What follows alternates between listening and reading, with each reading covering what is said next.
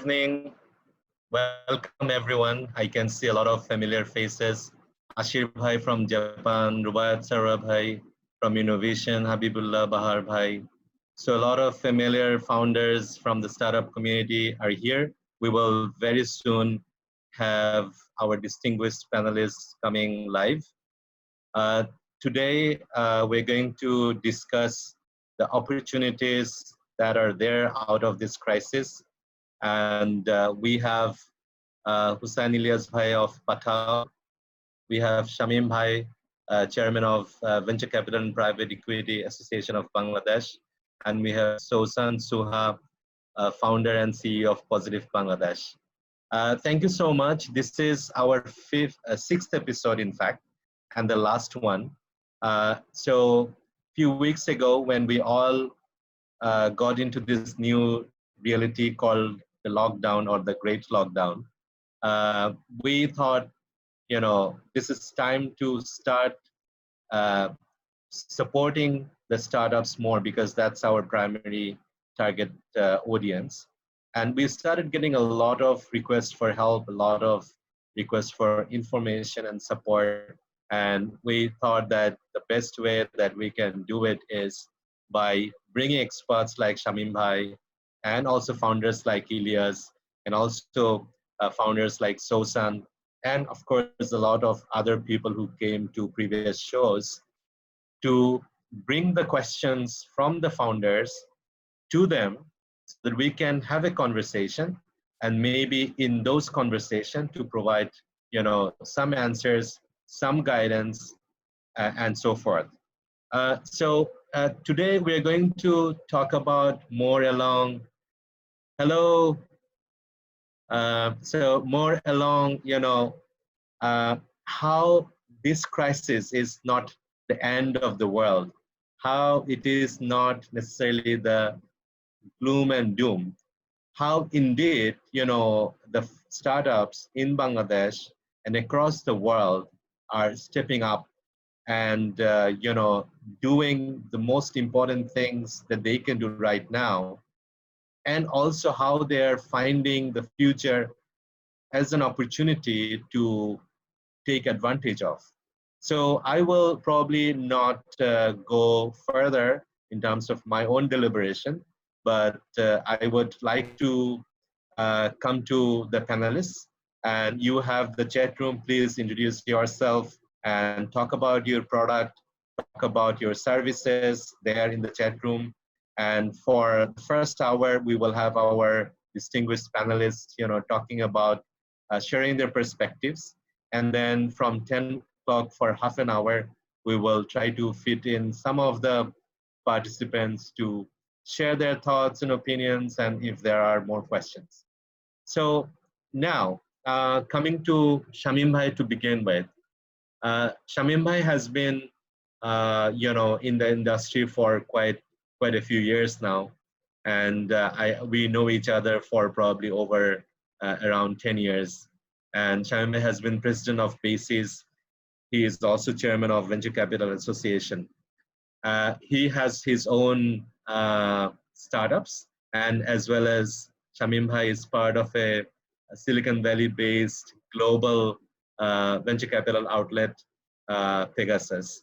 So Shamim Bhai has a, let's say, 10,000 feet above point of view. And Shamim Bhai probably has also seen the rise of startups in Bangladesh from the very beginning. So my question to you, Shamim Bhai, if I may, so why does this startup really matter? We oftentimes talk about RMG remittances being the major source of foreign exchanges. And startups, understandably, they're struggling and they're trying to find out the best business model, and they start pretty small and they go through a lot of uncertainties. So, and a lot of people talk about the ecosystem in Bangladesh being nascent. So what would be your take, on this question? Does startup really matter in Bangladesh? And then please do, add to the introduction, and it'll be nice to also get introduced to the little speaker along with us. So hello. Okay. Great to see you here, the future generation.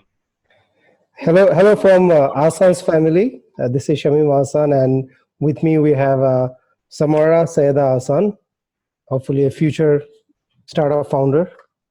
Hello, Samara. So it's hi everyone, hi Ilyas, Sasan, and also Ashir bhai. Good to have you here. Habibullah Bahar bhai, and yeah, a lot of people, known faces.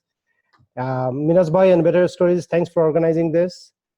So first of all, during this humanitarian crisis and pandemic, first of all, I'd like to salute our startup founders and all the team members of our startup community because they are fighting from the front line. And these startups, Ilyas is here, like Pathao, Shahoj, Wasim and Zia's Chaldal. We have seen, so they have changed our lifestyle, right? They have changed the way we communicate, the way we commute. Companies like Gaze, SeekMind, through their artificial intelligence, and so they've changed the way our security is taken care from cyber security and other perspective. Um, so there are e-commerce companies who have changed the way we shop. So first of all, they have changed our lifestyle, but they didn't stop there. During this crisis, startups from logistics like e-courier and others delivering to the last miles, the ride-sharing, e-commerce, AI companies, health tech companies, from the front line, they're helping patients, not just COVID patients and others. And so without the startup community, the life in Bangladesh would have been stopped. And wherever our traditional businesses had failed to deliver, our startup community has come forward, took the risk of their lives and saved and saved a lot of people and made sure they delivered the essential goods like food, medicine to the last miles. Uh, the truck like bay loop companies like that will make sure that through trucks people are getting in every places of the world. So despite of so much sacrifices the startups founders have done for last 10-12 years with the help of government, with the help of startup investors, angel investors, VCs, and private equity investors, they are not in good shape right now. Although some of their businesses like Chaldal, they have grown 300% 400% times, but still it's challenging because they're not getting payments. A lot of their they're not getting payments from because clients are not delivering on time, they're not paying on time, and at the same time many of the businesses are completely stopped. A huge number of startups revenues now almost zero. So that's why it's time for government and everyone else to understand the importance of startups and come up with some stimulus package for them. And also need to understand the difference between startups, because in Bangladesh, wherever there is a new entrepreneur or new companies founded, this is called startup. But those are not startups. Startups actually solving some real problems, bringing innovation, bringing high-tech solutions. So that's what our startup companies are doing. And if many of them, right now has to go through layoffs, cutting down costs, some of them will have to shut down. So all the sacrifices, all the contributions done by them for last 10-12 years will go to zero. So one hand, we need support from government. By the same time, I don't think startups has to wait when the packages will come, when they'll get support. They have to find their own solutions. And I'm sure in next rounds we'll talk more about how startups can survive during this pandemic. Thank you so much. I think Shamim bhai, you have indeed brought a few very relevant points that how the startups are actually at the forefront of this response to this crisis, and how they need to be supported and how they have been impacted. So before we go to Ilyas Bhai to in fact illustrate a little bit further on that, I would like to request my team to launch a poll now, particularly for those of you who are in the audience. I think almost all of you are startup founders, and you know probably better than anybody else how you are being impacted. So this is an impact question, and we would like to understand a little bit. The questions are in front of you. So how COVID has impacted on your startup or business? Pick an option, and then we probably know a little bit more about the composition of today's room here. And then we come back to Ilyas Bhai to illustrate further how it is indeed impacting on the startups in general and on Pathao in particular. While you were picking your options from the poll, I just wanted to add a few statistics. So while it is 3.5 million in the RMG industry, 3.5 million people who are working, it is 1.5 million people, an estimated number, those who are working in startup ecosystem. And also, I would like to argue that the average income level, the kind of salaries that these people draw, or the level of income that these people make, are higher, maybe sometimes, between, I would say, 1.5 to 3 times of those average wage in RMG industry. And also, I would like to argue that if these startups are non-existent for whatever reason, the consumers that are going to be mostly impacted at the moment are, of course, in the urban areas, so the middle class, but also it's going to have an impact on the supply chain, on the people that are dependent for their livelihoods on the startups. So while waiting for the poll result to appear, yeah, that's here. So it seems like 57% of the startups here said they've got reduced demand from the buyers, and the problem reported by 14% in the supply chain, 4% in the distribution channel, investor interest being lost for 7%. So some of the people have opted to share their feedback to the chat room, which is fantastic. Please go ahead and share how you are being impacted on the chat room. So Ilyas bhai, coming back to you, in my humble opinion, there are layers of ecosystem, at least three that I can see that are around Pathao. First of all, the people that you have employed directly and indirectly. And I understand it is in the tune of 300,000 people that are indirectly employed by you. And then there is this number of, let's say, uh, uh, uh, consumers who have been, relying on you for their daily needs, like rides, commuting needs, and other items like food and groceries. And then indeed, the third one is the small micro entrepreneurs that are your partners. So how Yeah. COVID has hit you, and how, using your story, I would like to sort of understand a bit more on the thread that Shamir Bhai has been talking about. It's really impacted hard our startups. So if you would like to, talk Yeah. about your own experience. Sure. Well, thank you for the opportunity. As I was going through the poll questions, right, I wanted to pick an answer which had all of the above, right?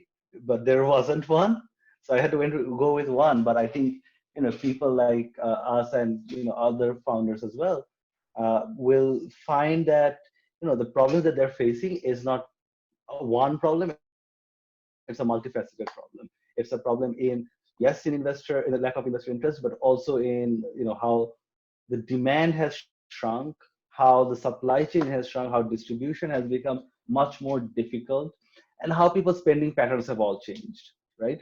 And we are also seeing that play out across our portfolio of service. So although Pathao is popular for our ride sharing, but we have other services as well. So I'll go through how the impact that we have had and what we're doing uh, from there, right? So the ecosystem that Pathao has, they created, it extends far beyond the customers that we have. We have over 6 million downloads. We have more than 1.5 million people who come and buy something from Pathao almost every month, both in Bangladesh and Nepal, but primarily in Bangladesh. However, beyond that 6 million customers, the 300,000 drivers, food delivery, and courier agents are indirectly employed, right? So if it was not for us, they would either be unemployed or underemployed in doing something else. So there's that. There is over 25,000 e-commerce merchants that we work with, and over 5,000 restaurants as well that we work with, right? And those 5,000 restaurants in turn employ another 50,000 people. So the true scope of the ecosystem we have built over the last 5 or so years has indeed been large. These partners have two things that are in common. One is that they rely upon our ecosystem to earn an income, and the second is they are all feeling an impact of the COVID-19 crisis. So how has the COVID-19 impacted our ecosystem? First of all, like other ride sharing companies, we have temporarily suspended our ride sharing operations during this time, right? We have complied with the government direction, and until today, and I think the last notice is until May 5th, our ride sharing service is turned off, which means that our drivers who come from all corners of the country to earn a living and to support their family are out of a job, right? They're struggling to make their ends meet. Um, Outside of that, along with our peers in the industry, we have continued to do food delivery as essentials are outside the scope of the movement restrictions. We have distributed protective gear. We have trained our delivery men to ensure that they stay safe while serving the customers. We've also enabled contactless delivery for orders where payment is made digitally, and when the delivery agent comes in, he maintains social distance while he's actually doing the delivery. Still, many restaurants, even though we're providing this delivery service, many restaurants are right now closed, right? And as more and more customers have moved home, more consumers are cooking at home, which means fewer orders and limited income, both for the delivery agents as well as for the restaurants. We have continued courier deliveries on a limited scale inside of Dhaka. But again, like other service providers, we have suspended operations outside Dhaka due to shutdown of inter-district transport. This means small business, which are led by young entrepreneurs whom we serve by delivering products, are also not generating any revenue.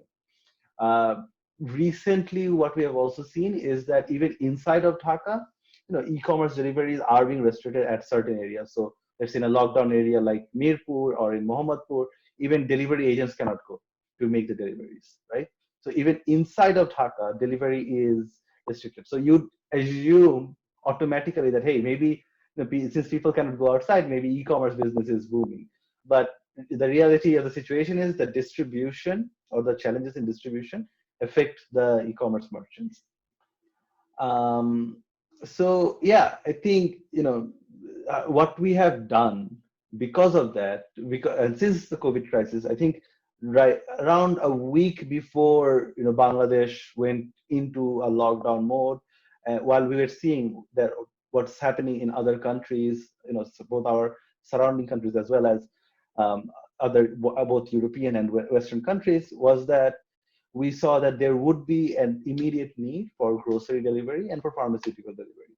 So within a week, we managed to launch something called Pathao Tong as well as Pathao Pharma, which we have seen pick up significantly, right? As of this moment, Pathao Tong, our grocery delivery business, is substantially larger than almost all our other businesses combined. Um, so, but obviously, as I said, those are like small successes. in a big uh, in an area where we are all seeing a big challenge. So what have we done? Almost since this month actually, we have taken every precaution to make sure that we can control our expenditure as a business so we can continue supporting our ecosystem, right? For some of us, it comes at a personal cost. For example, the executive leadership team, which includes myself and as well as my CFO Fahim and CTO Adnan, we're not taking any salaries. We have also implemented a progressive pay cut structure so that all our employees continue to have a job, right? Even at a reduced income, but we have to make sure that they continue to have a job because, it's as other companies and in other countries, as people are going through layoffs, we understand that, you know, in a country like USA or in a country like or in a continent like Europe, it's easy to go under um, um, a lockdown status for a prolonged period of time because there are social safety nets, right? In those countries, there are governments and and bodies which kind of take care of you, right? That sort of social safety net does not really exist in Bangladesh. So we are trying to do everything that we can so to make sure that all our colleagues continue to have an earning source throughout this time. But yes, I'd like to echo as well with Shamim Hasan Bhai that things are um, challenging, right? And the stimulus package that has been so far been proposed by our honorable Prime Minister is a very export-oriented package, a package for export-oriented industries, for manufacturing sectors, and for other enterprises, which is a timely measure. But it, if you actually read through what the package is, it's not really built for startups, right? It's primarily loans from commercial banks out of the bank's funds and subject to their underwriting process. They, if it was difficult for startups to get funding from banks before, it's doubly difficult right now. So something else has to be done, and I'm sure we're going to talk about that throughout. So I'm just going to leave it over there to finalize that what has sort of been happening in our ecosystem.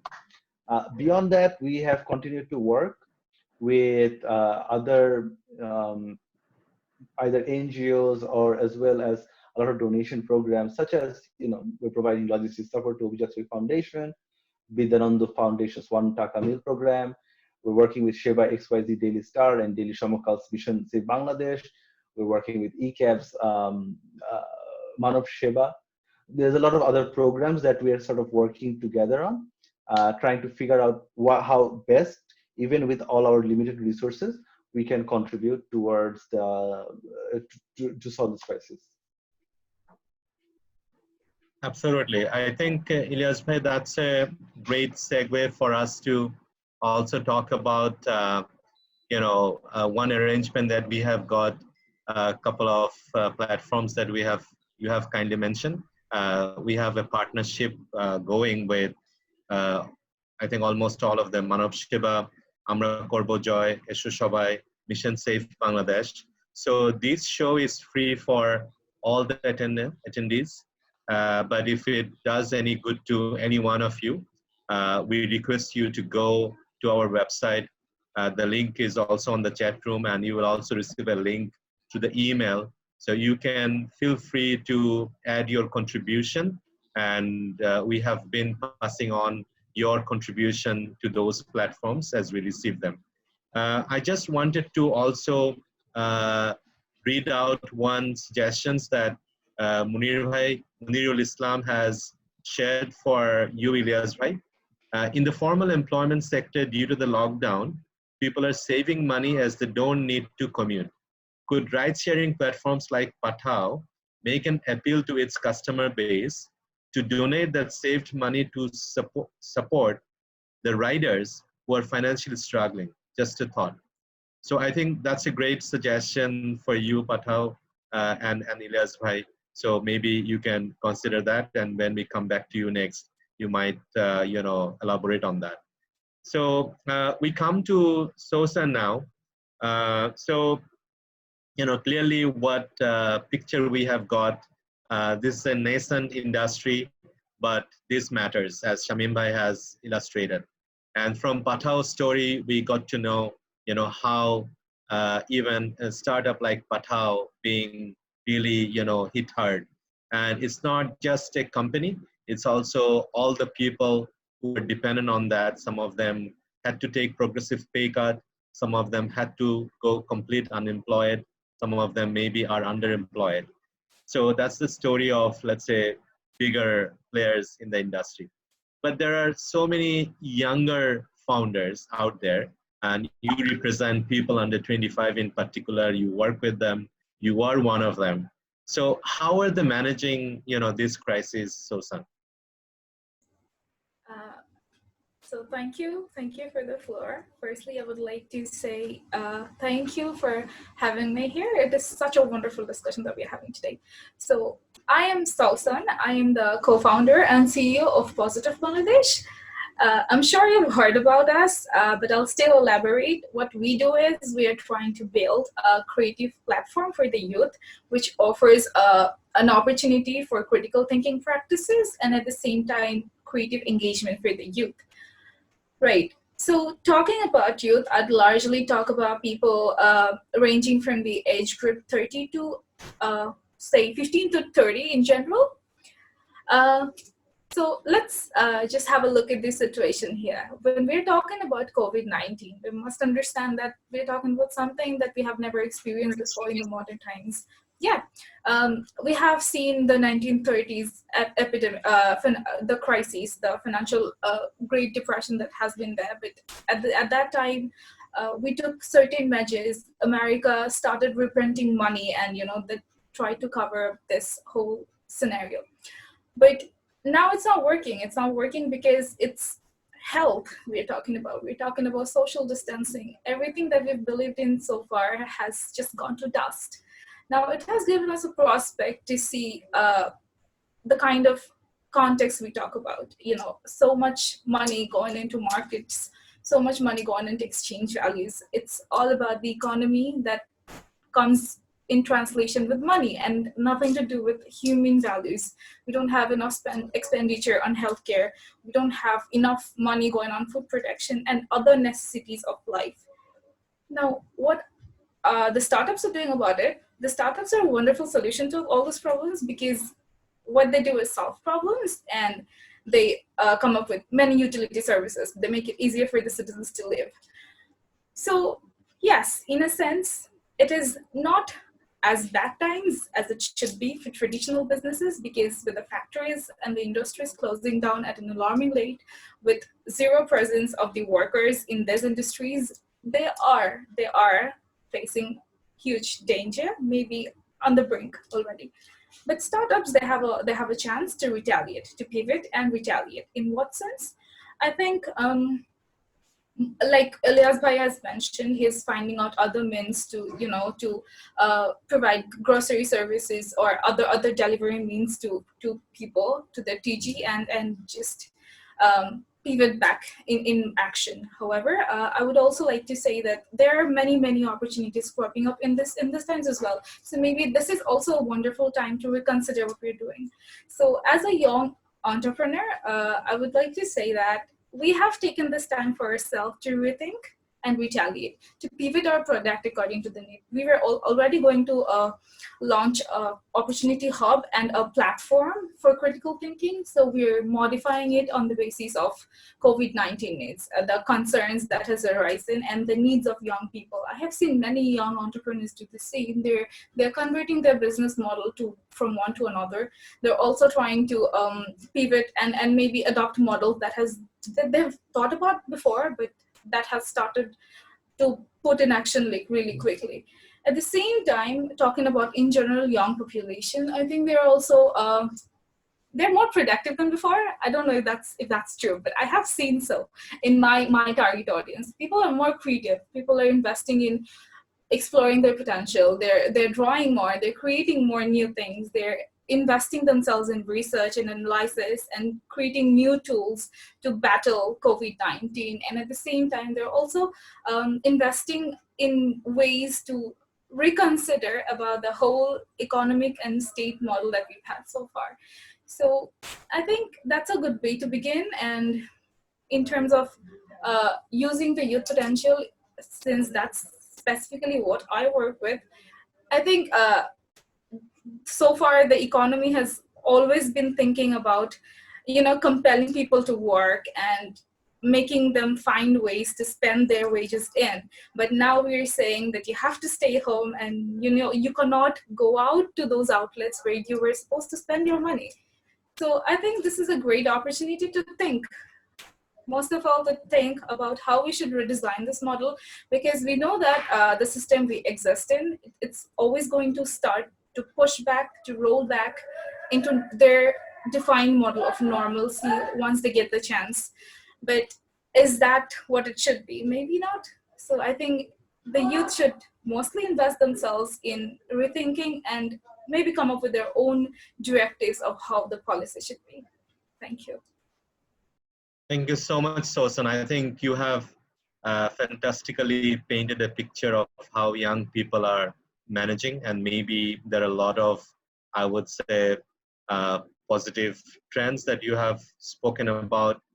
For example, people are definitely, like the big ones, the smaller ones are also looking into pivoting their business model. And you have talked about their continuing investment in themselves, them trying to be more productive, trying to do more research, trying to get familiar with new tools, and also trying to understand a bit more the macroeconomy. I think that's something I really thought that extremely important, trying to sort of not only look into your probably own horizon or own, let's say, cocoon, but also going beyond and think of what is my relationship with the country, and how I am a global citizen. One thing that I think this COVID has made possible, that probably in my lifetime at least I can say that this is such a great leveler. It has not spared anyone, any countries, any race, and any by any definition, this probably is the greatest leveler that I have seen. Now, coming back to Shamim Bhai, one of your heads is an investor, and you have been investing in Bangladesh and globally. And we have seen the recent investment that Pegasus Venture has made into SpaceX. So a lot of questions came from younger generation and also startup founders here. So they asked about three things. Number one, what are the things that are going to collapse or already has collapsed? Let's say in terms of the idea, in terms of the business potential or business model. And then, of course, what are the things in terms of the behavior change or technology adoption that has just got started and people got familiar with, something that Sosan was mentioning, that will stay. So, and then finally, in the post-COVID scenario, what are the things that are going to grow more? And as an investor, you are particularly keeping an eye on. And so just to summarize, what are collapsing, what will stay, and what will grow? Over to you, Shamim. Um, Thank you, Minas Bhai. These are really good questions. So first of all, we need to admit that the world has completely changed. So, and this is not a short time change we will see. Is going to significantly affect, and the virus, it is significantly affecting the global economy. So if you see that, if it affects one person, it takes almost 2 months of that person's life, and that person has to be in quarantine almost 2 months, before he gets affected, and then sometimes that we see the second wave, and it happens to the whole world. We will lose $20 trillion from the global economy. So the positive side is, of course, there are some sectors which are greatly affected. Of course, there is aviation. The airlines are, many of them will go bankrupt. The travel industry, especially international travel, I see Ridwan Hafiz here. So international travel is going to be greatly affected, and uh, people are not going to travel. International travel will go down to probably 10%. Even local travel, it will go down to 30%. So that's going to happen for at least next 2 years, if not more. Uh, Hospitality sectors, restaurants, they have completely have to redesign their business. There has to be sneeze guard partitions in workplaces as well as everywhere we go. There has to be safe zones.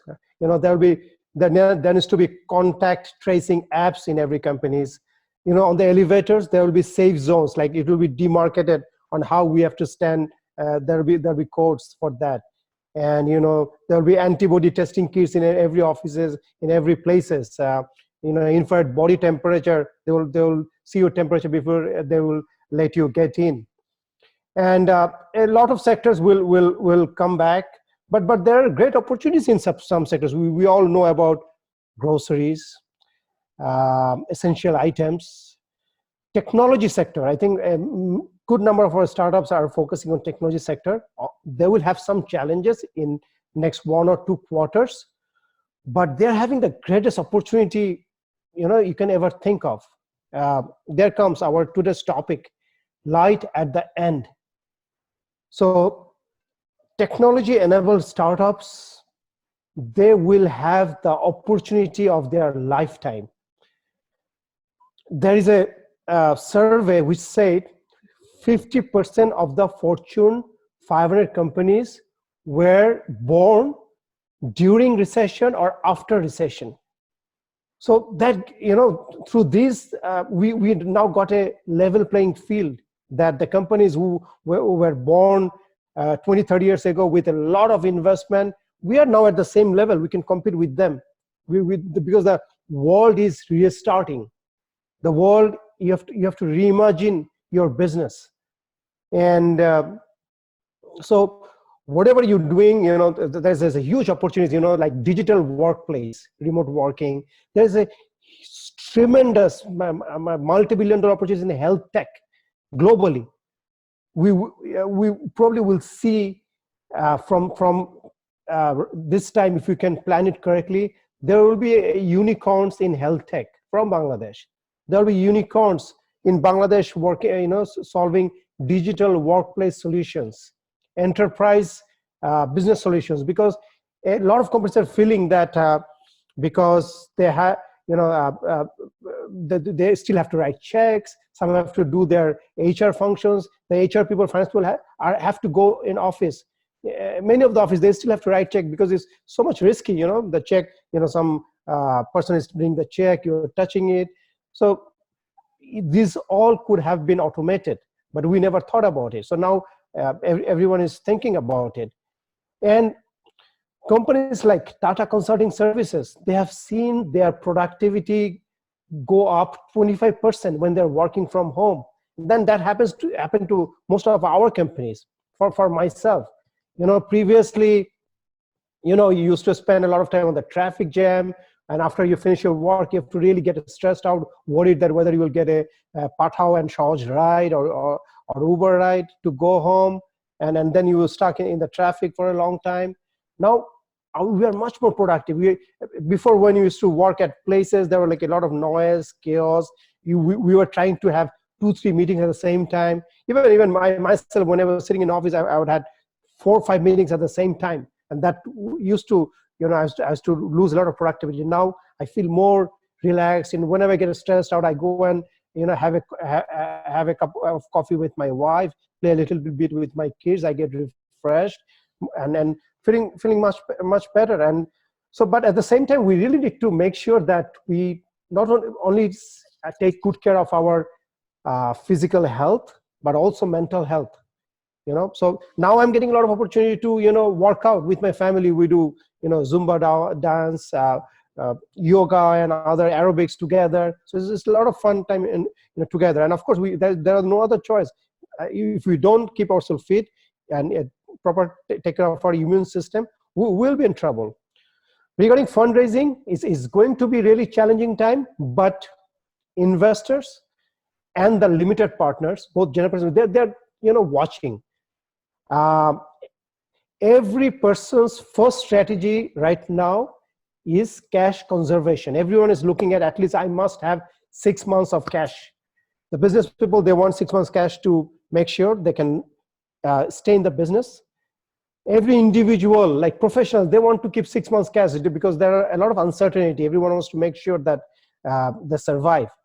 So is the LPs. But again, they are looking for great opportunities. They were watching that how the world is transforming, where the new opportunities are, how the companies are pivoting and getting ready for the new world. And of course, like our Pegasus Tech Ventures and investor VCs like us, we will definitely first look into helping our own portfolio companies to make sure, because they all need funds right now. Instead of investing in new companies, we'll first try to help them. And of course, we are looking at companies who are doing innovative solutions in health tech, last mile solution, logistic, e-commerce. Because we have a software company named eGeneration, I'm getting a lot of calls from all large conglomerates. They all want to go from retail to e-tail, like because they understand that that's the only way they can sell. Next 2 years, not much will happen in the traditional way. You have to get into e-business with both B2C and B2C to stay alive. So there will be a lot of opportunities in those sectors. On the human resource side, people chain is as or more important than supply chain. So we really need to have take good care of our people chain.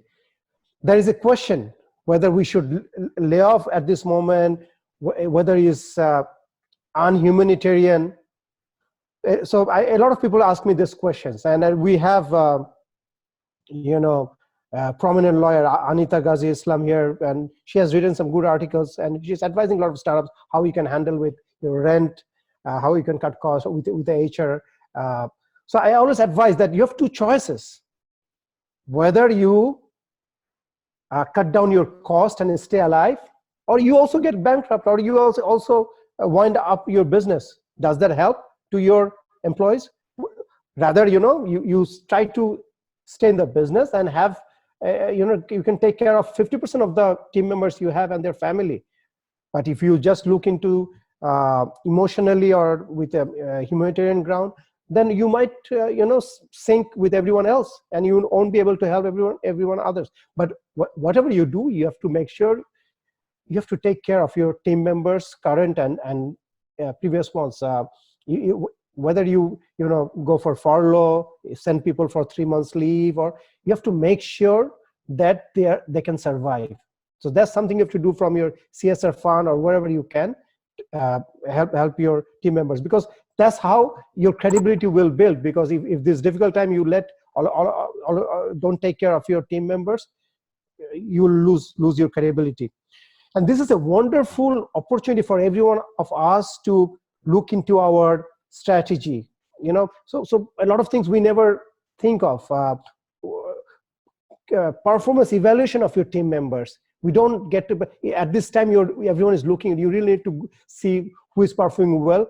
Incentive wise, you cannot raise salary at this moment, but you think about giving equity to some of the best people, so to make sure you retain them even after this crisis is over. Business development, there's fantastic opportunity for you to call your customers right now, just to first to see how they're doing. And secondly, everyone has a lot of time right now, because I see a lot of large conglomerates, group chairmen, MDs, they were so busy, but now everyone is talking, and they like to talk and try to find out with their peers. And so this is a great time to communicate with your customers. Invest on technology. Make sure that the RMGs, they must have to get into robotics, robotic process automation, RPA, Internet of Things. So there are huge opportunities for all our startups, and unless they go for this technology investment, the large conglomerates in Bangladesh cannot sustain in the new world. And there is a huge opportunity for companies to brand themselves and at the same time feel good for themselves, and also involve their team members to get do some CSR activities. Like as Ilya said, with Pathao, they're doing a lot of good initiatives. Better Stories are doing a good initiative. Sheba XYZ, Daily Star, Bagdoom is doing a lot of good initiative with Bidyanando. So those things also, not just helps your mental health, but also there's something you can truly contributing for the country. So with that note, I will pause. Kamim bhai, there has been a lot of wisdom, and probably you were one of the probably I would say exception in terms of the VCs that I have heard, emphasizing more on the side of you have coined a phrase there, people chain, and instead of looking at, let's say, laying off, looking at other options to extend the runway. I think something that Ilyas has also mentioned about, progressive pay cut and looking into keeping people on the payroll as long as possible, and thereby make sure that while maybe the social let's say and economic arrangements are not there for under or unemployed people as good as in countries like Bangladesh. How do we keep supporting our own people? And you have also talked about, I think, a few windows of opportunities, a few domains and industries that are going to be on the radar of the investors. Of course, the health tech, the e-commerce, last mile solution, retail to e-tail, digital workplace solution, something I think is going to be really big, and of course the mental health piece as well. So I think that gives probably a good segue to come to Ilyas Bhai to bring us back to the Pathao, let's say, example. And if you would like to take us through what you are doing, let's say, for Pathao to do some of the things that Shamim Bhai has mentioned. For example, you already mentioned how you are extending the runway, but let's say, how are you managing the stress for the team? And at the same time, how are you preparing for a future? Some of the questions came to us around, in the new post-COVID reality, will people really want to, share rides with other people? And are you going to think of, new business verticals, such as the grocery becoming bigger? As you have mentioned, it has already kind of become one of the things that you are doing now more than anything else, the med being one of the prominent ones. So what are the shifts that you see for your startup, both in the sense of, managing it now and looking at the opportunity horizon going forward?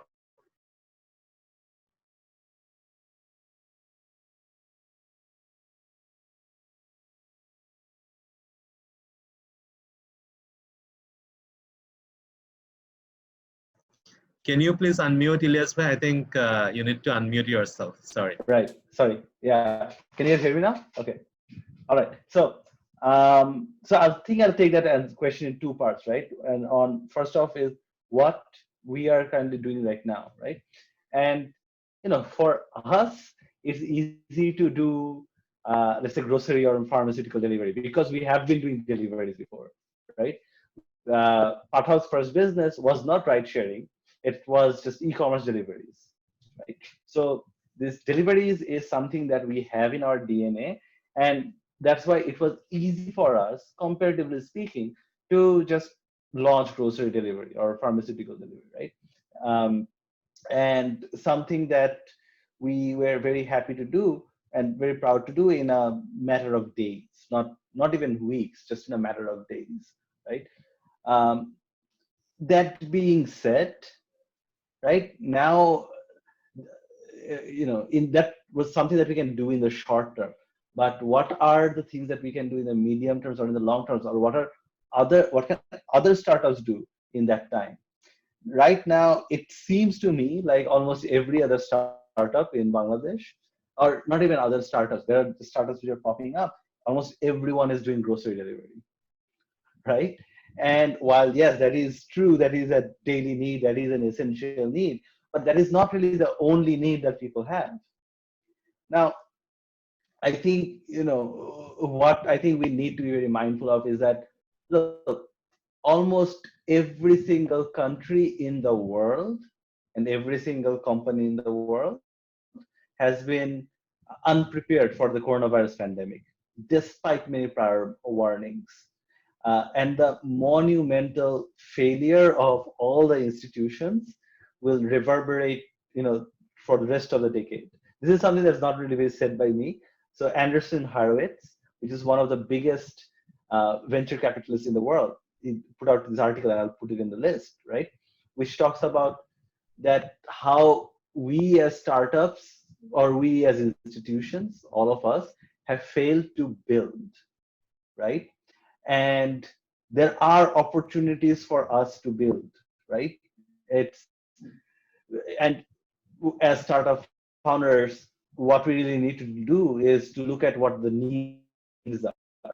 It might seem groceries is the need right now, but it's really sort of a stopgap, right? What are the other needs that people are facing, right? And you can just look out and see it. Number one, the immense amount of housing crisis that we have, right? Most of people in Dhaka still does not, have a place to really live, right? There was this one story where this police officer came to this person, said that, and tried to find that person that, hey, you shouldn't be out in the streets during a lockdown. And the guy said, but I am at my home. This is my home. And that was just a little shack in the road. That's where people live, right? So the housing problem that we have, no one has really solved it, right? Not government institutions, not even startups, right? Um, if we look into education, right, more and more people are now, being educated online, which is through Zoom or through other online channels. And it really brings into question on how uh, a tuition fee is really allocated, right? If I am going to a university, I'm not really just paying for to listen to a lecture of a teacher, right? I'm going there to, make friends. I'm going there to, join clubs and to increase my social understanding of how the world really works, right? That's what I get from a university, not just lectures. If it's just lectures, then why are we paying so much for education in the first place, right? I mean, why am I paying if I'm, North South University, or right, I'm a North South University student, by the way. Why am I paying so much money in semester fees if I just get lectured on Zoom, right? There, obviously, what we have seen in the last couple of months is that a lot of education can happen in a scalable manner, can happen, without going. So why aren't we making it scalable and cheaper? Um, then, of course, there is manufacturing, right? Now, in Bangladesh, a large part, almost 10% of our GDP is, I may be wrong in the number, but a large part of our GDP is just export oriented garments, right? Something that we're proud of. But to me, it doesn't look like anything to be proud of when there are so many millions of people out there who continuously have to, risk their lives now to just go and fulfill orders, right? Why aren't we doing anything on automation? I mean, there are technologies out there, right? China is doing it, Vietnam is doing it, even right now, Mexico is doing it, right? So there is this big, large opportunity sets and large problem sets that we all have to solve. Now, these are not problems that Pathao can solve, as Pathao currently is, right? Pathao is a consumer lifestyle platform, right? And for Pathao, whatever we do, it's going to be in consumer lifestyle segment, right? We might do something around education, we might do something around telemedicine. We already have partnered with Prava and Maya and all of that. But if you're looking at problem sets, in the post-COVID world, or even during the COVID world, you'll find that the problem sets are actually pretty large. And there hasn't been many startups, many organizations across Bangladesh or even across the world which have tackled these problems. I have intentionally left out healthcare over here because healthcare is something that requires not just technical understanding, but it requires a lot of education in providing the healthcare, right? You cannot just go ahead and make a startup and make a vaccine in 6 months. That's not how it works. But there are other problem sets that we could definitely address, right? Uh, it doesn't have to be part of it. Can be literally anyone. So I'll pause there. Sure. I think, I mean, I really like where you have kind of come towards the end. The problem set, they're so large, and probably this COVID has exposed them, uh, you know, probably for all of us to see. Maybe it has kind of expedited the set of opportunities and brought forward all of that. So I will allude to one question that we got from Taslima Minji. She's into fashion, and her question is around, when the world goes to post-COVID, and when, of course, income streams are more limited than it used to be before, are people going to sort of change their behavior set? And maybe I would come to Sosan and build on what Ilyas Bhai has said. Should the founders and the startups look into new domains and new opportunities instead of holding on to something that they have been doing, but maybe lost the relevance now? So what would be your sort of advice for the younger generation of founders? Okay, thank you for the question. So I think in terms of decision making, since it's not a normal time, it is crisis and it's calling for emergency measures, I think now decisions that generally took weeks, months to process are being put to action in a matter of hours. So in a lot of way, that is giving us a picture of what can be done in a very short amount of time and losing all the procrastination in the process. I say this because when we're talking about startups, when we're talking about impact entrepreneurship, I would like to acknowledge and address that there is a gap among the investors and the idea teams where you can see that every time it comes down to visibility. When we're talking about impact, we are generally talking about a span of 5 to 10 years to actually see something come true. But in most cases, we are talking about say the investors, they're asking for very quick implementation of the plans and very quick impacts, quick visibility. That does not always happen, and maybe this is a very good moment to just reconsider the whole issue. Now, COVID has given us a prospect of what the future could look like. It can switch to either totalitarian surveillance for the state, or also it can offer a lot of citizen empowerment. I say this because there is lack of business in both sectors. You can always offer states the tool to surveil like the citizens against their will, or maybe not so in such a willing process. However, you can also give them the power to decide, to be screened on their own personal levels and to know whether to come report or not.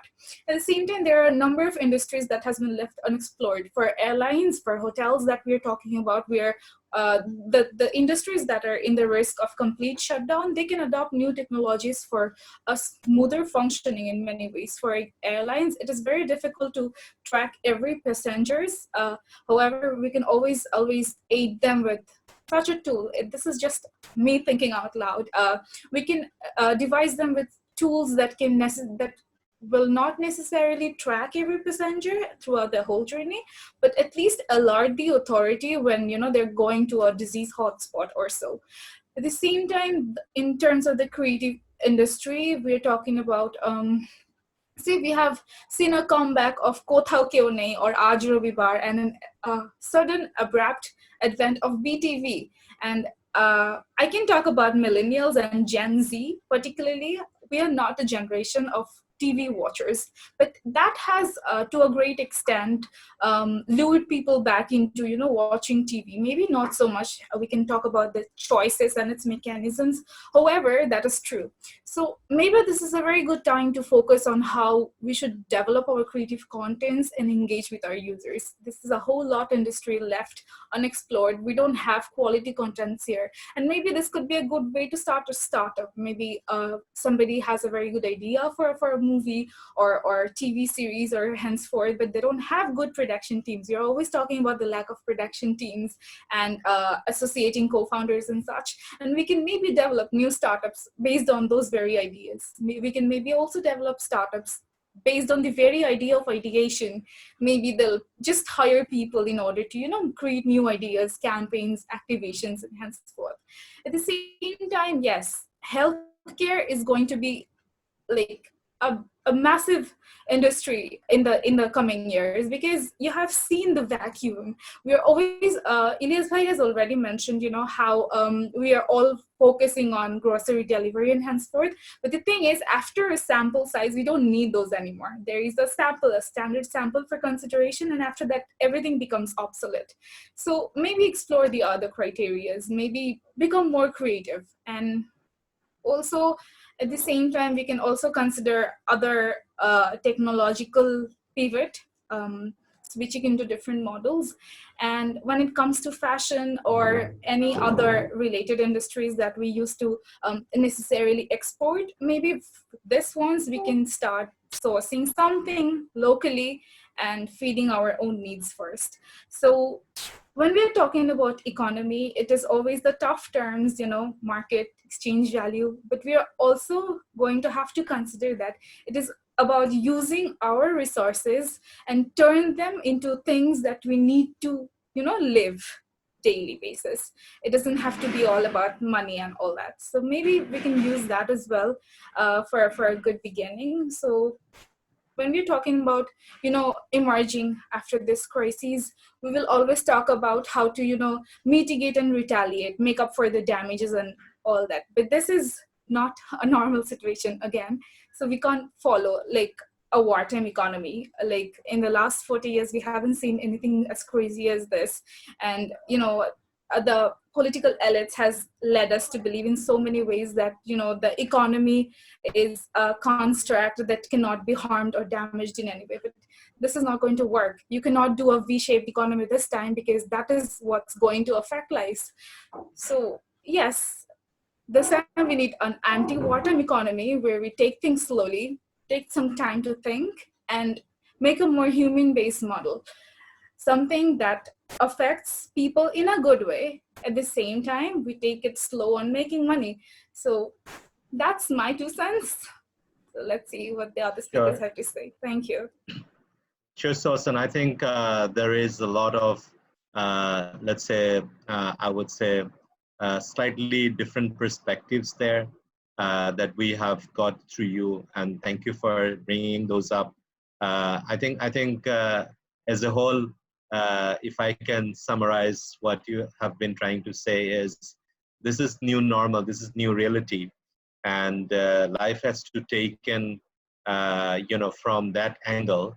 And we need to think of not just making money, but also how do we help, and therefore also looking at the local, meeting the local needs, and probably building on that is something that you have touched on. Dear audience and the speakers, we have got roughly another 20 minutes to go. So at this point, I would like to open it up for some of the audience present today who are either startup founders or economists, or somebody who have been relentlessly trying to provide guidance to many different industries during this time.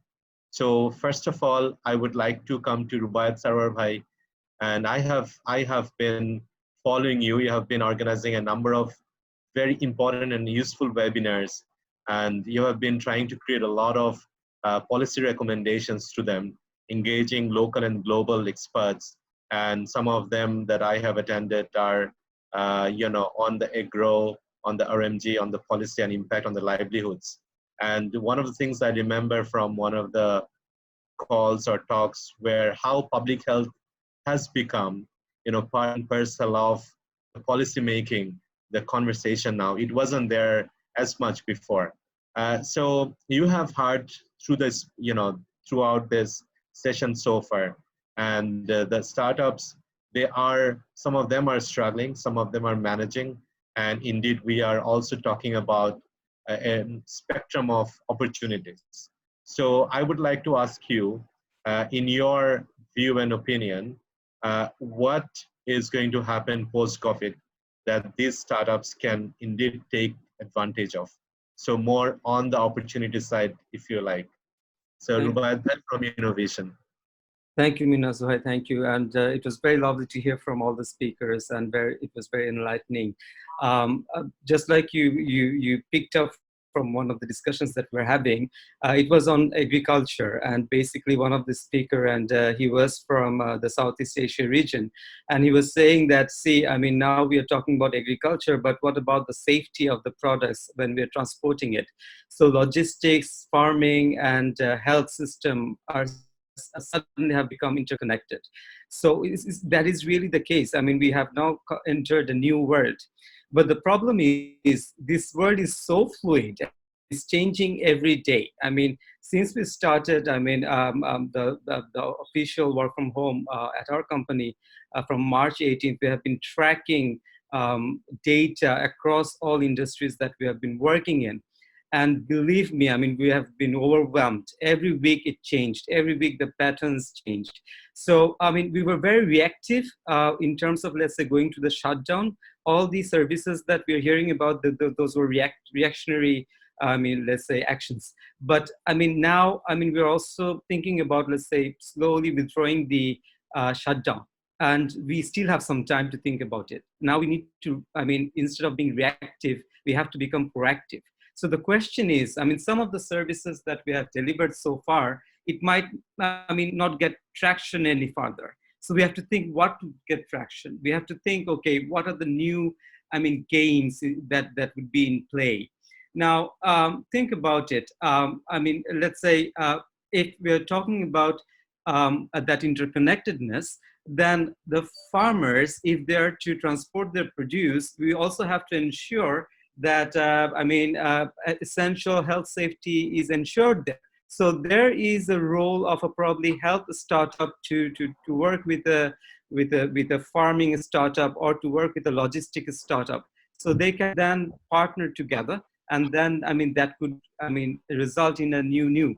And that's exactly what Fahim and some others were speaking about when I facilitated a webinar on startups in Bangladesh. So they were saying that in this new era, the partnerships between the startups would become crucial. And also, I think the partnerships not between the startups only, but also between the NGOs and the startups would become crucial. And also the partnerships between the larger corporations and the startups would be crucial.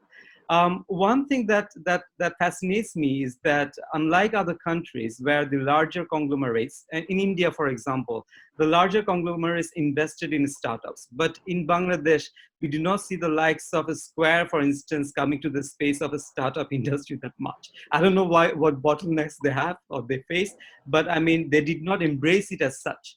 But I mean, let's say all these young entrepreneurs who have embraced it, who have become the tech-savvy people, could they now offer something of value to the larger conglomerates and create a new, I mean, service packages? I mean, the agglomeration or the, I mean, aggregation possibilities would change in that case. Now, talking about, I mean, I keep it very short because you must have other speakers. So finally, I mean, when we were tracking the income and expenditure patterns of the low-income population, we have been seeing that they have started to borrow. They have reduced expenses on a lot of items, especially food items, but also, let's say, on a lot of, essential day-to-day items. Now, the question is, when they're borrowing and when they're bleeding and their expenditures are halted, so when we open up the economy, what would happen? So they would, I mean, they would need kind of a demand stimulus. could there be new ways of offering products and services so that, I mean, let's say, you know, that in the groceries, they keep credits, like at the end of the month, they pay back. So that's how they have been working. Now, could we translate it to some kind of a startup solution, for instance, for the people? That would be brilliant. I mean, to take it to scale, I mean, the way people are operating at the lowest income level.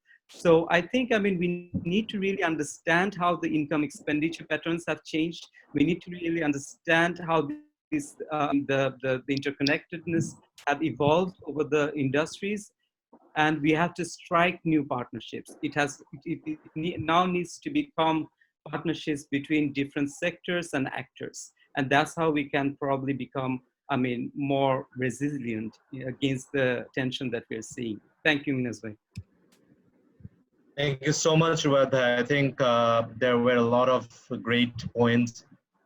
You have alluded to, new opportunities coming from probably the derivatives of, let's say, solutions, such as how to solve now, not necessarily the basic layer of problem, but maybe new problems that are emerging while startups are trying to solve the basic problems.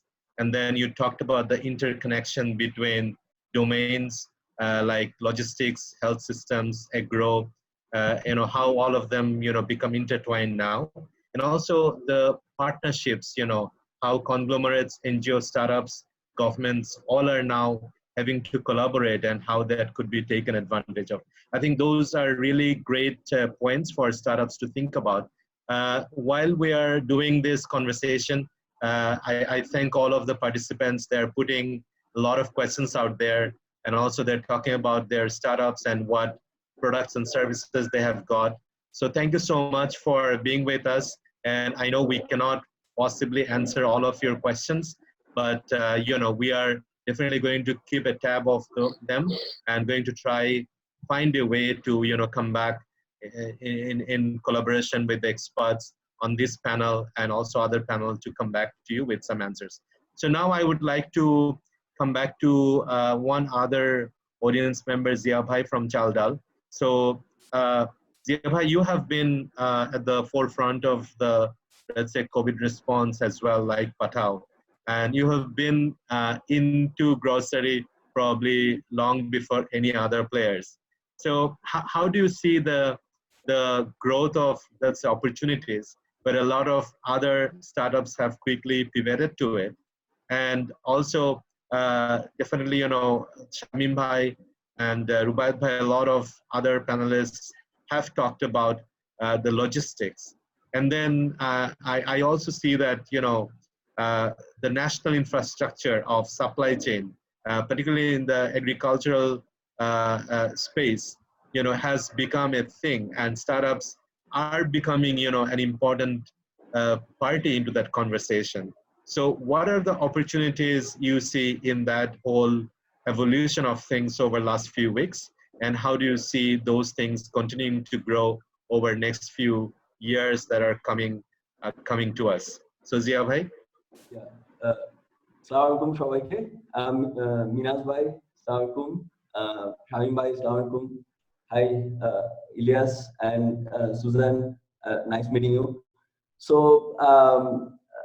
to start off with this entire COVID situation, like obviously it is a very difficult moment for the entire world, but at the same time I am seeing opportunity every minute.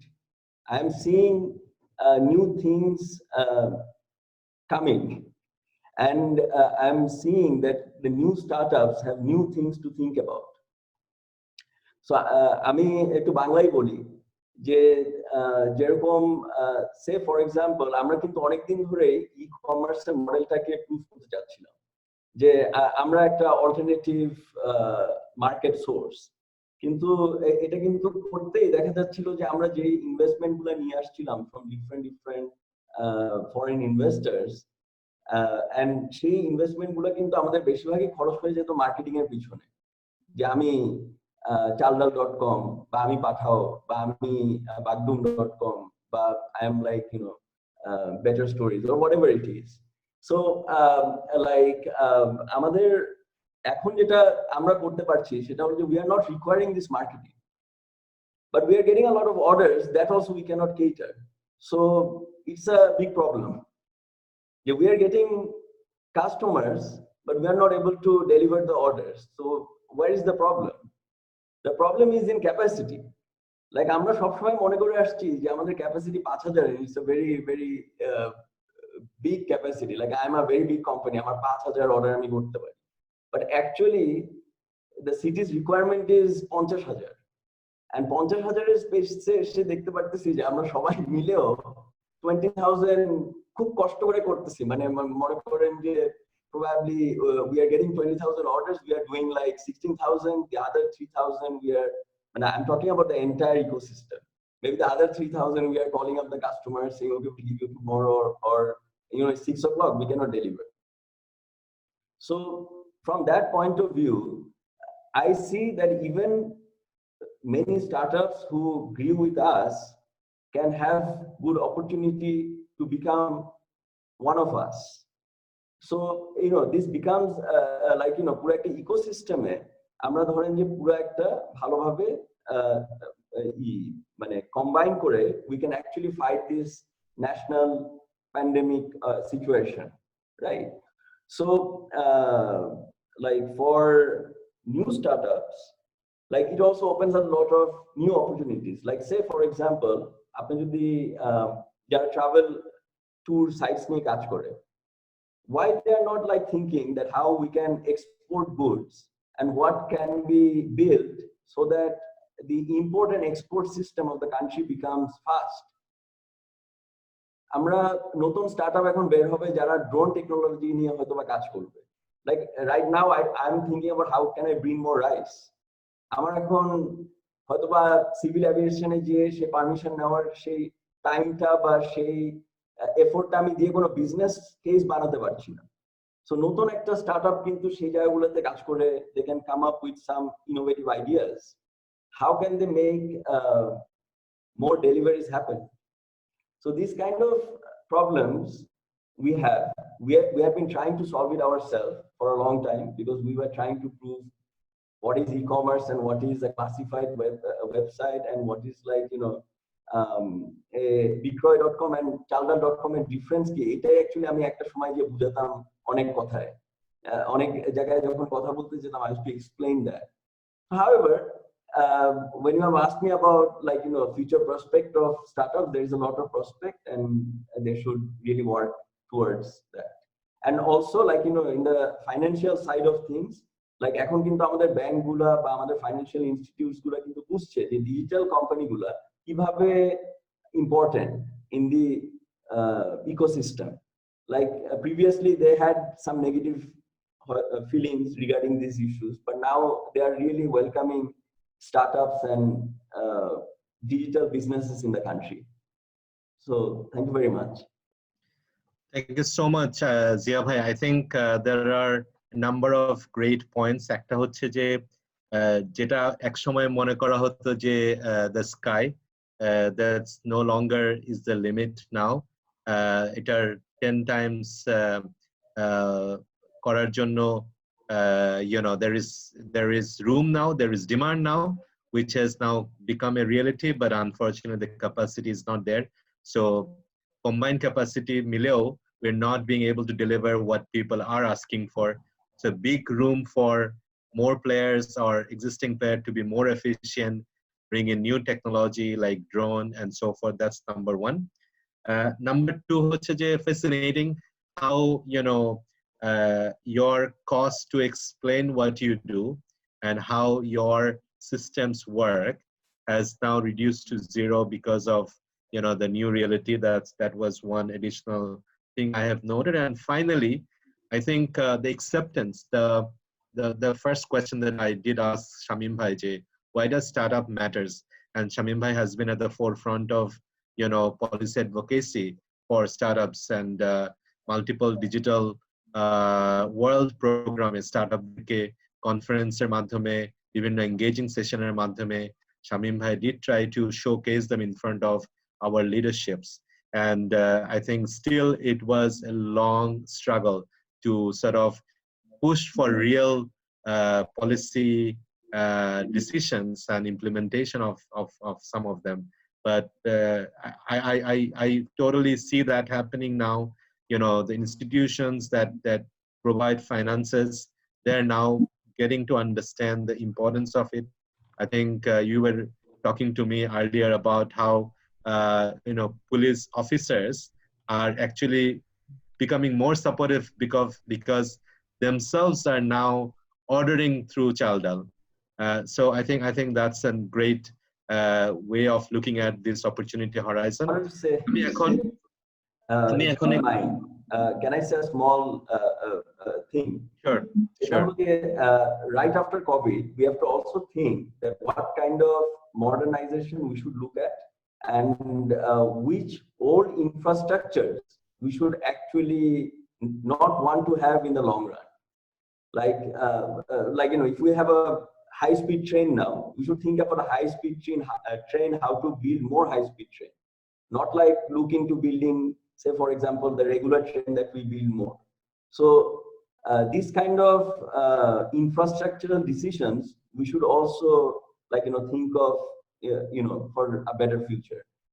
Thank you. Absolutely. I think that's a great point. Amra Startup World, we talk about a phrase called exponential growth, at least 10x of everything. So I think apnar numbers gulate from 5,000 to 50,000. And now there's example of infrastructure, I think, be it maybe cloud storage, be it internet speed, be it train or communication, be it storage. I think we do need to now look at 10x growth, if not more. So আমি একটু এখন আশির ভাইয়ের কাছে আসতে চাই. He has joined us from Japan, and আমি very grateful and thankful যে Japan, I think it's probably 1:20 বাজে.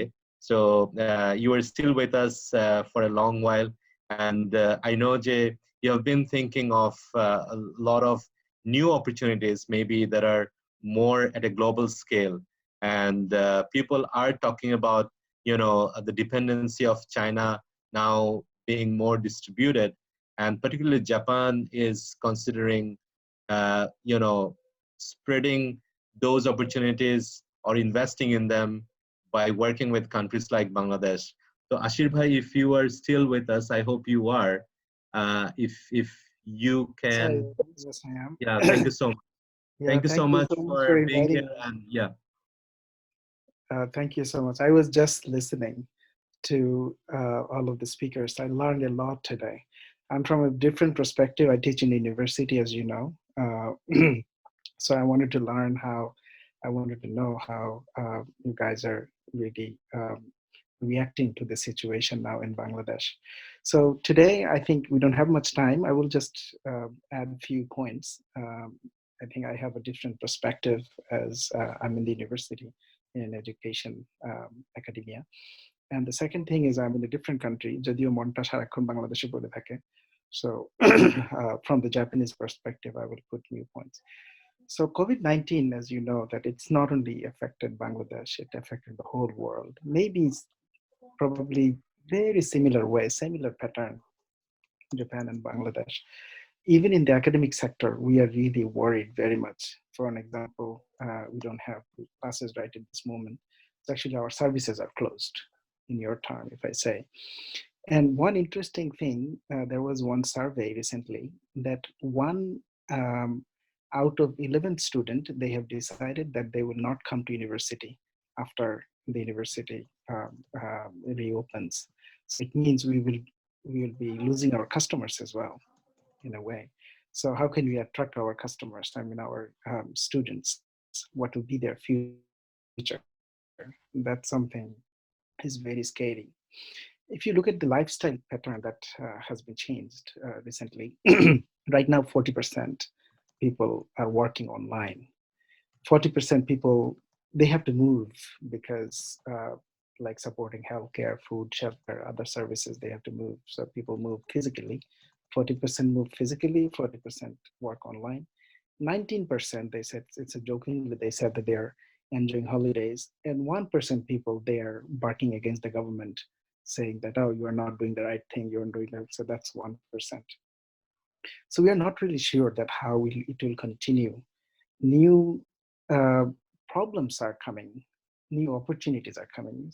If I first mention about this problem, one big problem will be unemployment.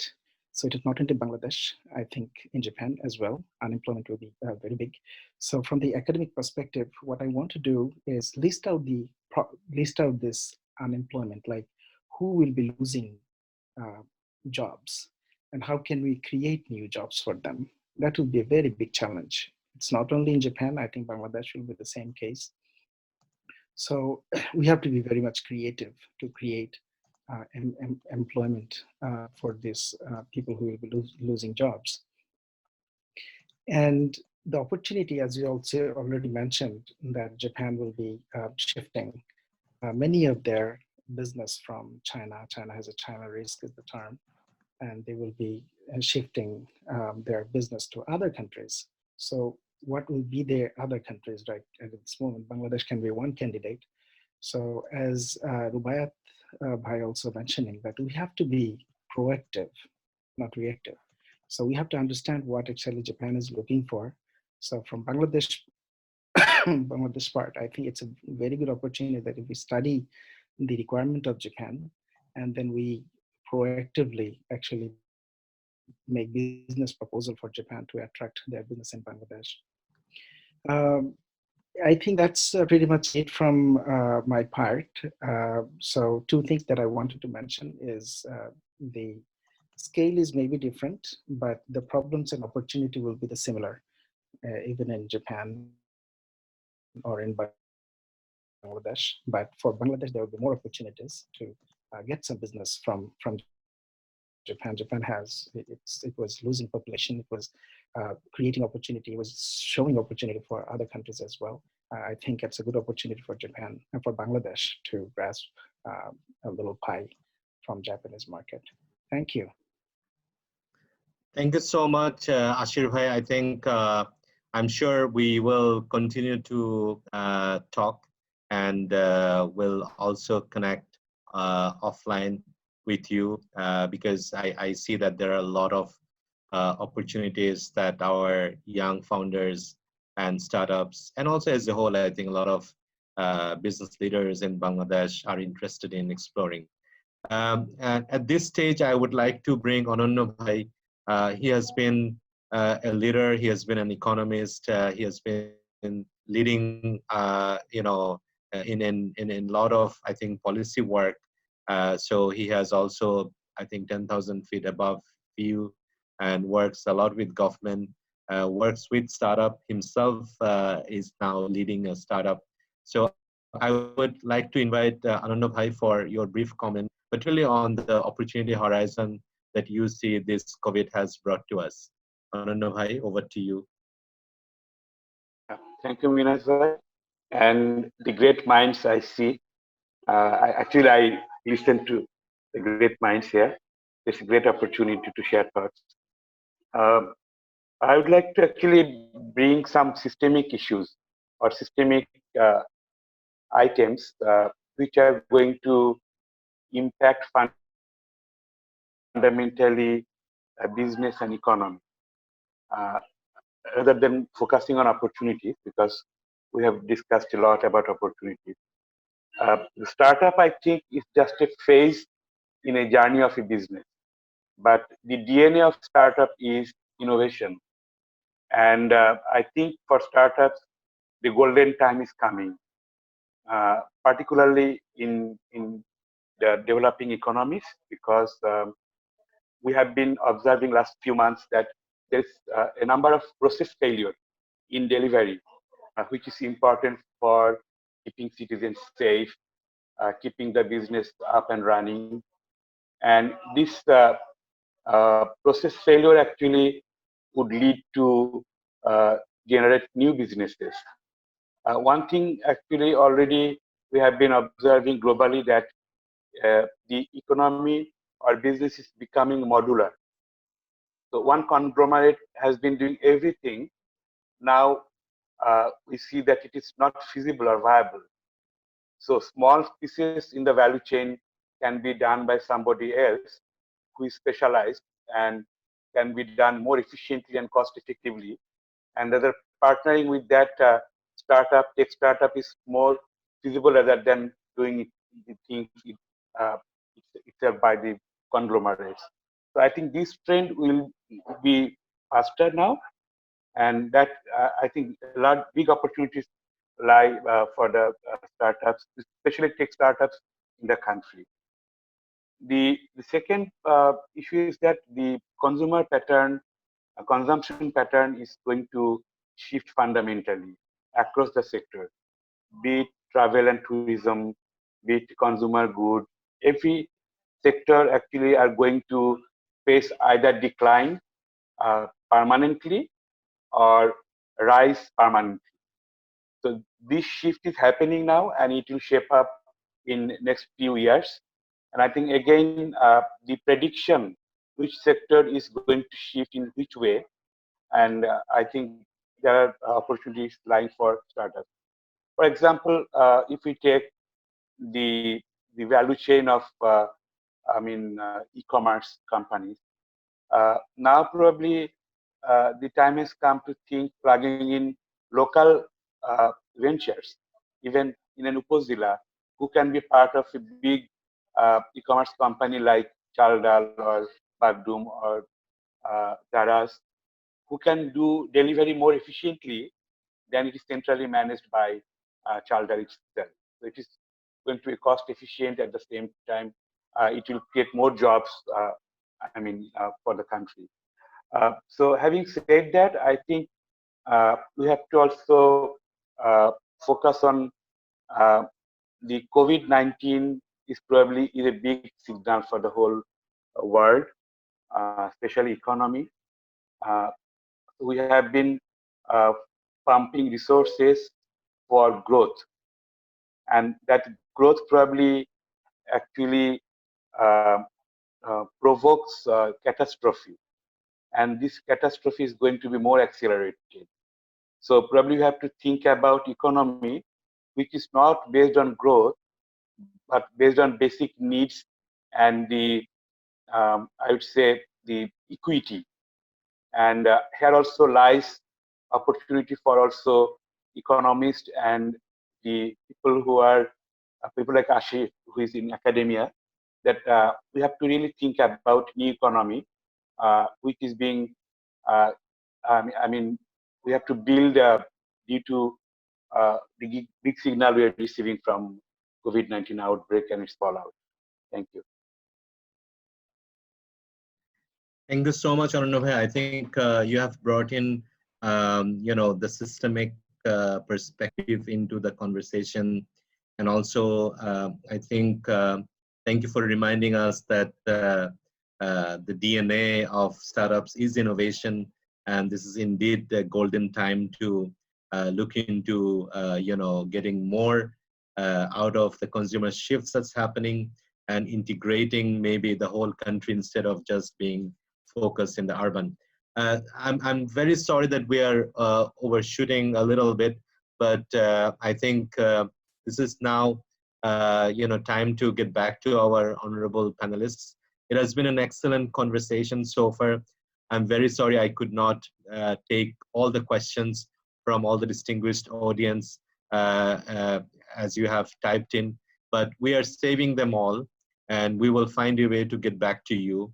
And before we close, coming back to the panelists and for them to share their last messages for all of you at this time. So starting with Shamim Bhai, any messages that you might have for all the startup founders in Bangladesh who are on this call and maybe who will be watching this later? It was a good hearing.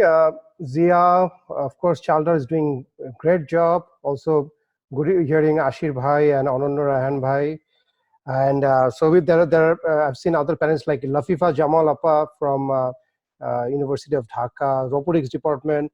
So industry 4.0. So that's finally going to happen. So we talked about a lot, and then our startup needs to partner with global universities like Kyushu University, where Ashir Bhai can help.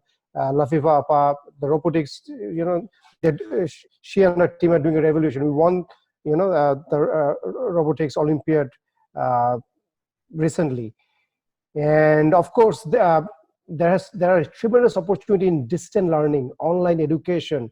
We are hearing about India's Baiju and An Academy, unbelievable growth. There will be multiple unicorns in online education and digital learning. I see Kazi Ahmed Bhai from Future Leaders. So the online training, education, there is tremendous opportunities. Entertainment, there's just one company in Bongo, but there should be multiple online and entertainment companies. Online gaming, multi-billion-dollar market locally and globally, and none of the startups are looking into it seriously. So there are huge opportunities. So as the world is restarting, and let us all reimagine our business, reimagine our startups.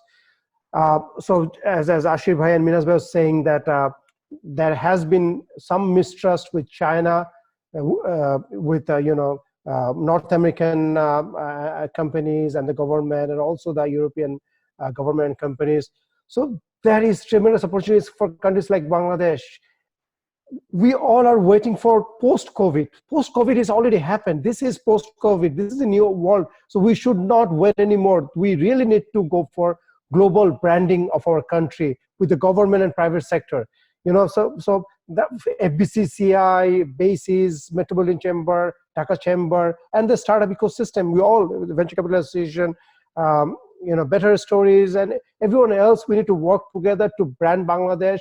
Go to the global large companies and tell them, hey, we have this 170 million, 180 million people here. So now with globalization is taking a different turn, those we need to invite them to set up factories in Bangladesh with joint ventures with our entrepreneurs, and so they get access to the local market. And with the foundation we have for last 10-12 years, with our startup community, with our tech community, with our local conglomerates. I think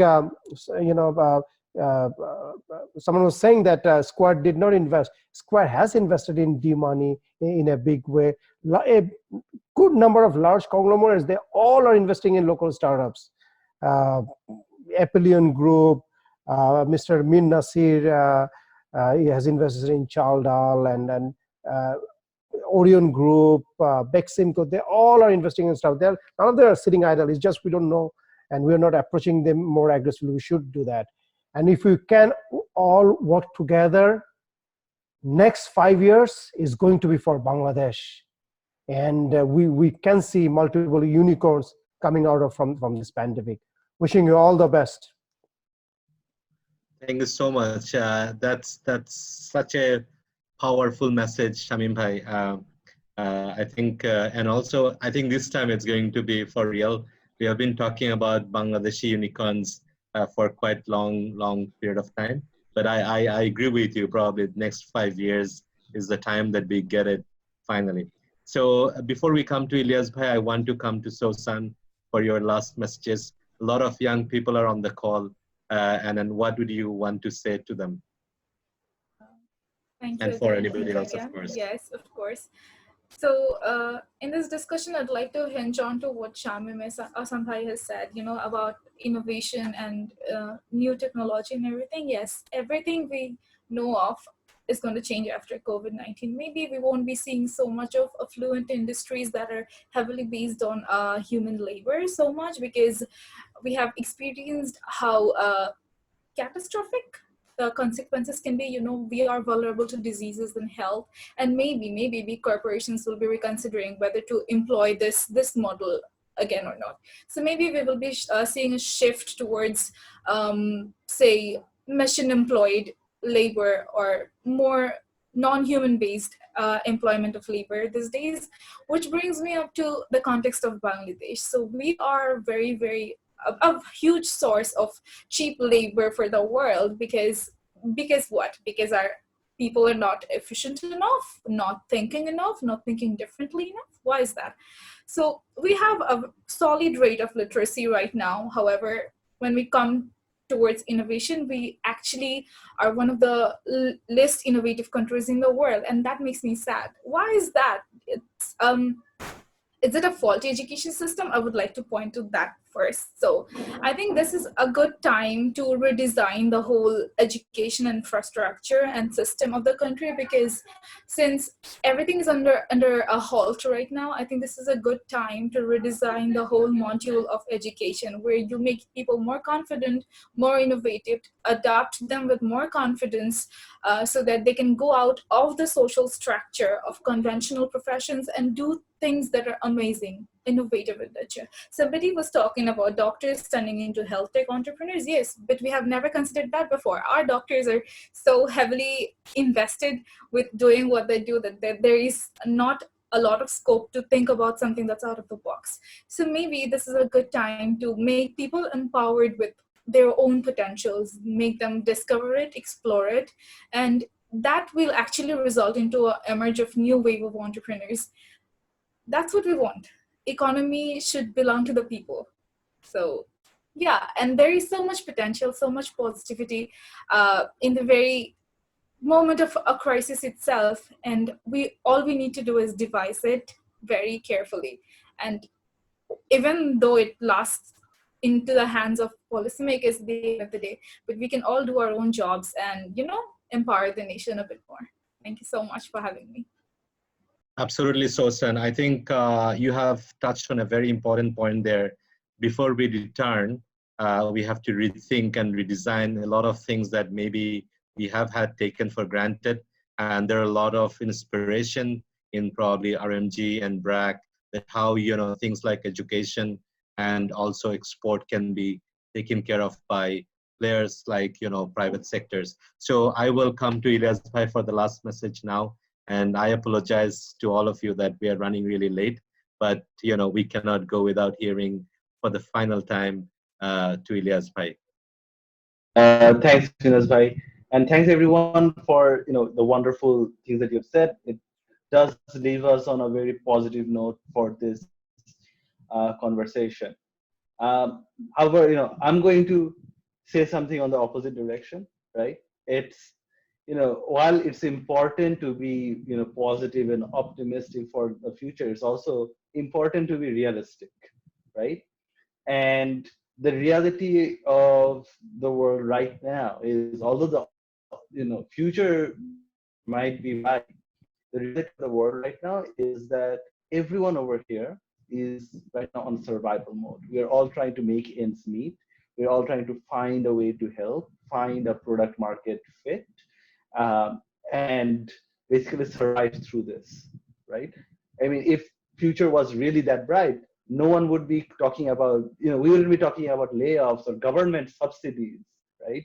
If future was really that bright, we wouldn't be talking about how supply chain is broken and how we need to fix it.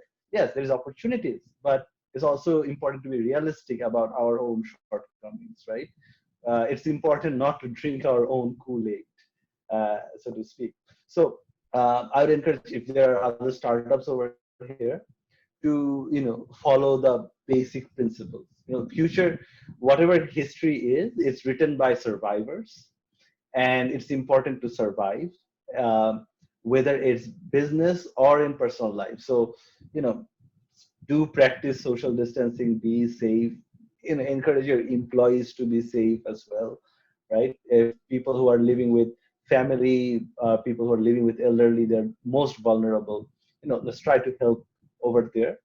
uh, at the same time, you know we should plan for this time is very good, because we can sense the world sort of changing. No one really knows how the world is going to look like in 2 years time or 3 years time. We're hoping that it will look like a certain way, because there are certain data points and we're trying to join them together and saying that, okay, the world might be going towards a certain, but we don't really know, right? And in times of uncertainty, right, it's important to just hold on, to plan, to strategize, to again to survive, so that we can come out on the other side of this, because there is going to be another side of this.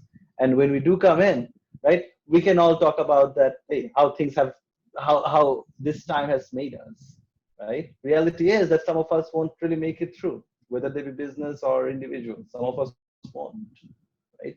And that's a sober note that I'm going to leave you all with, right? There's a lot of positive talk over here, but you know, positivity is fine, but let's also be realistic in our goals, in our actions. Thank you. Thank you so much, Ilyas bhai. I think that's absolutely an important note to make, that, end of the day, we need to come back to the reality of the day. And we also have to be prepared for what is out there. And absolutely in agreement that survival is the priority. And also, I wanted to end with this note. Some of the people, some of the colleagues like Munsur Bhai has touched on. Shamima has also talked about. You have talked about, how important the people are. So let's all of us, take care of our own people, our own family. But let's not also forget that we should also take care of ourselves as leaders and founders. I think we oftentimes ignore that. But if we are able to keep, take care of ourselves, we are able to better take care of our people and our economy in the whole, context of it. So I would like to thank you again for being here until this late, and have a wonderful, let's say, way out of this crisis. And do take care of yourself. And we will send you an email to share with us your feedback. And until next time, signing off. Thank you so much, all the panelists. Thank you, all of the audience who have made time to join us and stayed until the end. And all my crew members from Better Stories have been working really hard to make it happen. And they all were volunteering to produce this show. This comes to an end to this episode or this season. We look forward to have a new season, new show, based on what you need. So this is dedicated to, startups. And thank you so much. I hope that we will meet there at the end of the tunnel, certainly, under the sun, under the light. Thank you so much. Have a great night. See you soon. Thanks. Good night, everyone. Good night. Take care, everyone.